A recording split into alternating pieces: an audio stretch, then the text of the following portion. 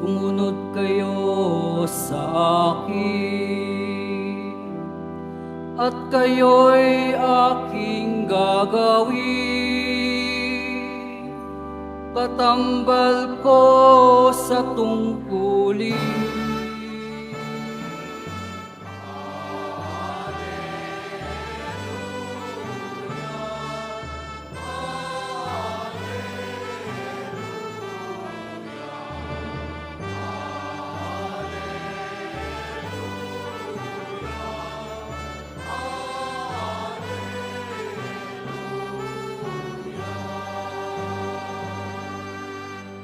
Sumainyo ang Panginoon. At sumayo rin. Ang mabuting balita ng Panginoon ayon kay San Lucas. Papuri sa iyo, Panginoon.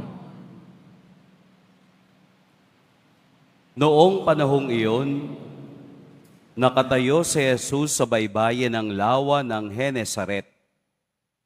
Pinagkalipunpunan siya ng napakaraming tao na ibig makarinig ng salita ng Diyos. May nakita siyang 2 bangka sa baybayin.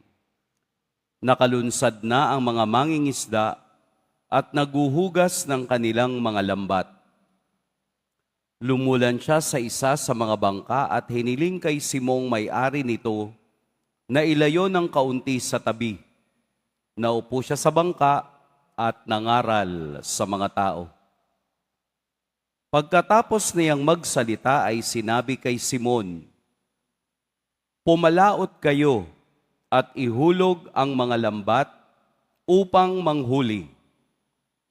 Sumagot si Simon, "Guro, magdamag po kaming nagpagod at wala kaming nahuli.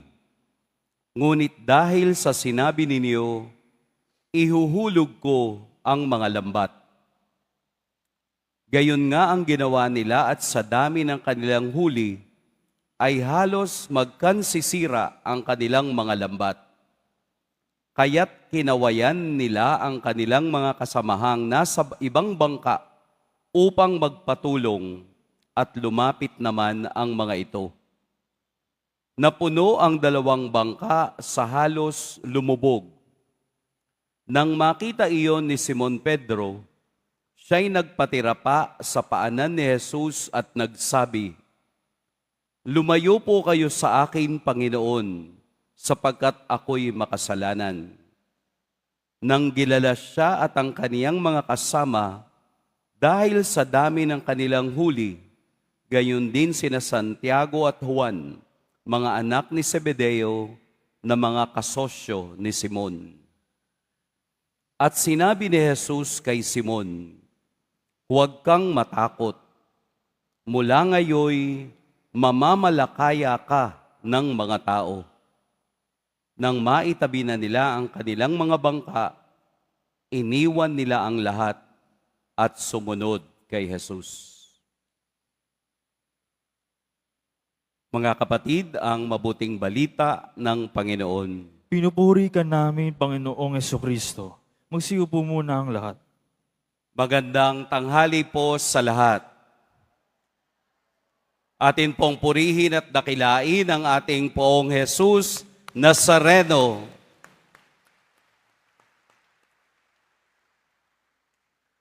Ano ang kaya ninyong iwanan para kay Jesus? Ano ang kaya ninyong alisin para ikaw ay makasunod sa Kanya? Sa pamantayan ng tao, napakahirap itong gawin. Pero kung ito ay pagbibiyaya mula sa Diyos, ang lahat ay nagiging posible. Ang ating ebanghelyo ay gusto kong bigyan ng 2 bagay na pwede nating matutunan. Una, ang salita ng Diyos ay nakapangyayari. Nagkakaroon ng kahulugan at nagkakaroon ng resulta ang salita ng Diyos kung ikaw ay sumusunod at nagtitiwala. Halimbawa, Ang sabi ni Pedro, ni Simon, magdamag na po kaming pumalaot at wala kaming nahuli. Marahil ang sitwasyon ay umaga dahil nakadungka na ang kanilang mga bangka at inaayos na nila ang kanilang mga lambat at tunay nga na wala talaga silang nahuli. Ang salita ni Kristo, ang salita ng Diyos na sinabi niyang pumalaot kayo at ihulog ang lambat upang manghuli. Come to think of it, si Jesus ay anak ng karpintero. Ano ang alam ng anak ng karpintero sa pangingisda? Ito ay pagpapakita na kahit ang kalikasan ay susunod sa salita ng Diyos. Pumalaot kayo. Sa English po, go deeper. Pumalaot kayo. Sa pagpalaot nila, doon nila nakita ang grasya ng Diyos na umaagos at mas marami sa kanilang inaasahan. Halos hindi nila mahila ang lambat, halos magkasira-sira ang lambat sa biyayang ibinigay ng Diyos. Dahil naniwala sila sa salita ni Kristong, pumalaot kayo, go deeper. Ibig sabihin, huwag tayo doon sa bagay na alam lang natin at komportable. Go deeper. Pinapalalim tayo ng Diyos. Pinapapalaot tayo ng Diyos sa bagay na sanay na tayo. Hindi ba't sanay na tayo sa bagay na komportable lamang tayo? Okay na yun. Pero sa Diyos, ang sabi niya, kung gusto mo ng mas maraming biyaya, pumalaot ka. Go deeper. Huwag lang yung nananampalataya ka. Go deeper to the faith. Hindi lamang kakanta ka. Go deeper to your ministry. Mas pagandahin mo ang iyong ginagawa para sa Diyos. Go deeper. Hindi ka lang magsisimba. Go deeper. Lagyan mo ng meaning ang pag-antanda mo dahil palalalimin ka nito ng iyong relasyon sa Diyos. Go deeper. Nang hihinaya kang magbigay ng 5 piso, go deeper. Hindi ba? Mas maraming biyaya kasi pumalaot ka. Humakbang ka sa nakasanayan mo na. Hindi ka lamang tuwing linggo magsisimba. Pwedeng magsimba araw-araw hanggat ikaw ay may panahon. Go deeper. Hindi masama ang 5 pisong pagbibigay dahil mas marami kang natutulungan dahil you go deeper to the faith that you have. Dahil ang salita ng Diyos ay makapangyayari. Kung ikaw ay pumalaot, papalaot din ang biyayang kasabay mo upang sa pag-ahon mo ay mas marami kang biyayang matatanggap. Gusto ko pong mag-abroad. Go deeper. Huwag ka lang uupo. Gumalaw ka, humakbang ka, gumising ka ng maaga, unahan mo yung mga taong kasama mong nag-a-apply. That's going deeper. In short, huwag kang tamad. Dahil kung hindi mo to iginagawa, hindi mangyayari ang pangarap mo dahil ayaw mong kumawala sa ordinaryo mong ginagawa sa buhay. Go deeper. Isang beses ka lang maghugas ng plato sa inyong bahay, Napapagod ka na? Go deeper. Dagdagan mo. Gawin mong 3, umaga, tanghali, gabi. Makikita mo ang biyaya. Makikita mong kapag lumalalim ka sa iyong ginagawa, ikaw ay nagkakaroon ng tama at positibong pag-iisip.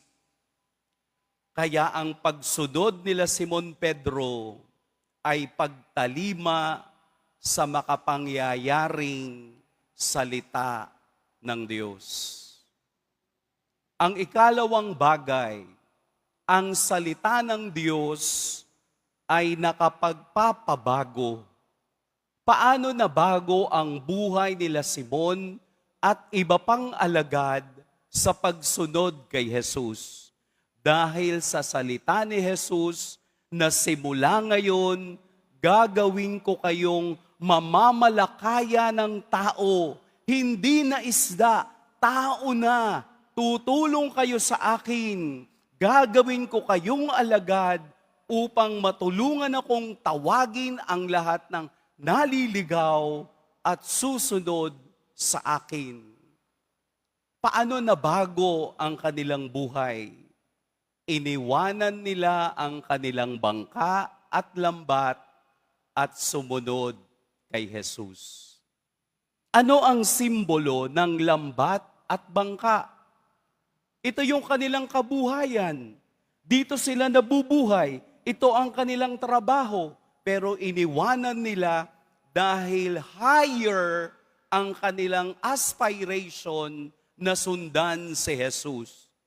Go deeper and go higher. Ito ang mensahe ng Ebanghelyo. Itataas mo ang antas ng buhay mo ng pagsunod sa Diyos. Itataas mo ang antas ng paniniwala mo dahil sa pagsunod sa Diyos, naroon ang kaligtasan. Going deeper and going higher will bring us to heaven. Dahil ang pagsunod at pagtalima sa salita ng Diyos ay may kahariang naghihintay sa mga taong lumalalim at tumataas sa kaniyang pagbibiyaya. Let us break from the status quo of life.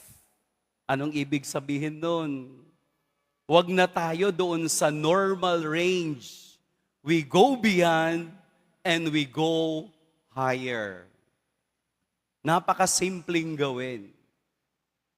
Kung nagdarasal ka sa umaga, dadagdagan mo ng pagdarasal sa gabi.